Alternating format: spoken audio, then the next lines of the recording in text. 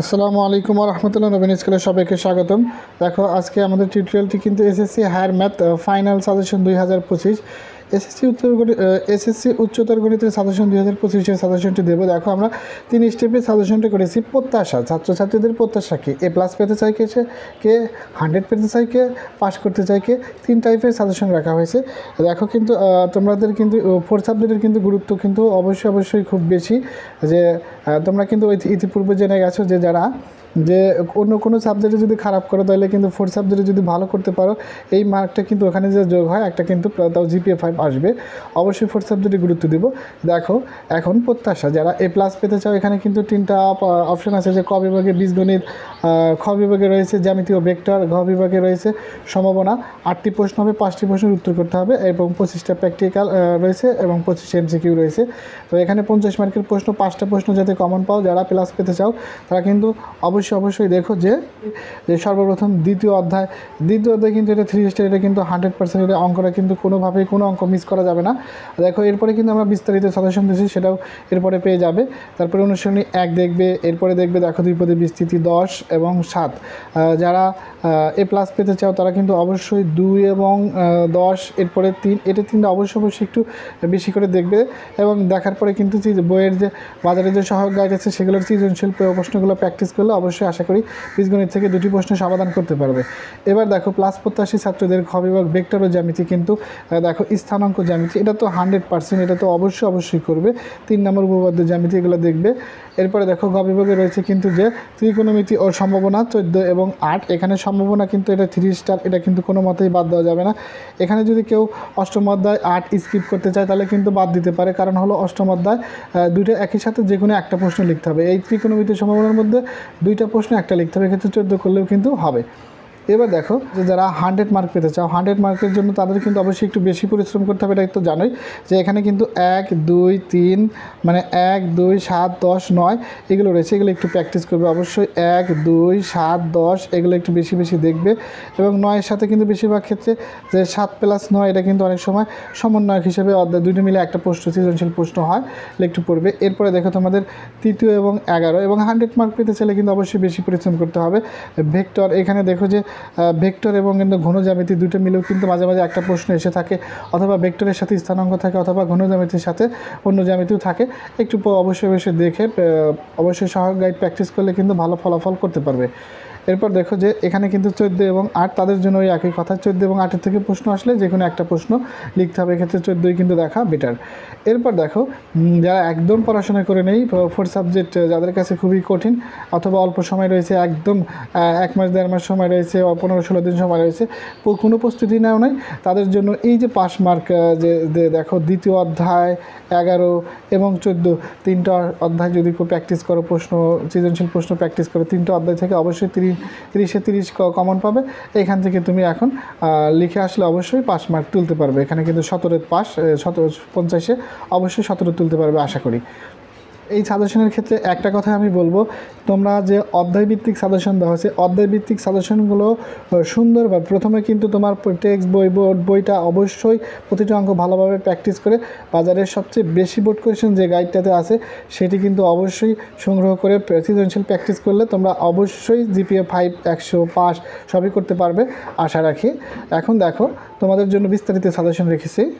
দেখো বিস্তারিত সাজেশনে যারা অনুশীলনী 1.1 অর্থাৎ অনুশীলনী 1-এ কিন্তু 2টা অধ্যায় আছে, 1.1 1.2 যেটা প্র্যাকটিস করতে চাও এখানে কিন্তু অবশ্যই 10 17 25 26 27 এরপরে কিন্তু যে প্রতিজ্ঞা ক খ 9 পৃষ্ঠার এগুলো একটু দেখলে এখান থেকে সৃজনশীল প্রশ্ন আসলে সমাধান করতে পারবে।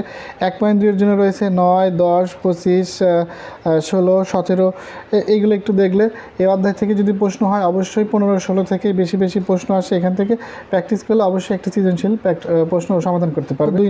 2 নাম্বার কিন্তু দেখো এখানে 100 মার্ক পাওয়ার জন্য, পাস করার জন্য, প্লাস পাওয়ার জন্য সবার জন্য রয়েছে, অর্থাৎ 2 নম্বর থেকে কিন্তু একটা প্রশ্ন 100% আসবে। এই অধ্যায় কারোই বাদ দেওয়া যাবে না। দেখে অধ্যায় থেকে কিন্তু আমি বলতেছি যে 5 নাম্বার এটা থেকে সৃজনশীল কতে থাকে, এখানে 4-এর ক খ গ 3টি প্রশ্ন দেখবে, 8 9 এবং 11 সব আংশিক ভগ্ন অংশ। এইগুলো একটু দেখার পরে বোর্ড কোয়েশ্চেন প্র্যাকটিস করলে অবশ্যই একটি প্রশ্ন সমাধান করতে পারবে। এরপরে দেখো যারা জ্যামিতি অংশ দেখবে 3.1 উপপাদ্য 5 এবং অনুশীলনী 5 6, 7, তবে এখানে কিন্তু 7 নাম্বার 100% ইম্পর্টেন্ট। বিভিন্ন বোর্ড কোশ্চেন অ্যানালাইসিস করলে দেখা গেছে যে 3.1 থেকে অনুশীলনীর 7 নম্বর প্রশ্নটা একাধিকবার আসছে। 3.2 উপপাদ্য কিন্তু 11, 12, অনুশীলনী 9, 10, 13 টলেমি ভৌমগতির উপপাদ্যগুলো দেখবে এবং এই 3টা সৃজনশীল অনুশীলনীর প্রশ্নগুলো দেখলে সমাধান করলে অবশ্যই প্রশ্ন একটা সমাধান করতে পারবে।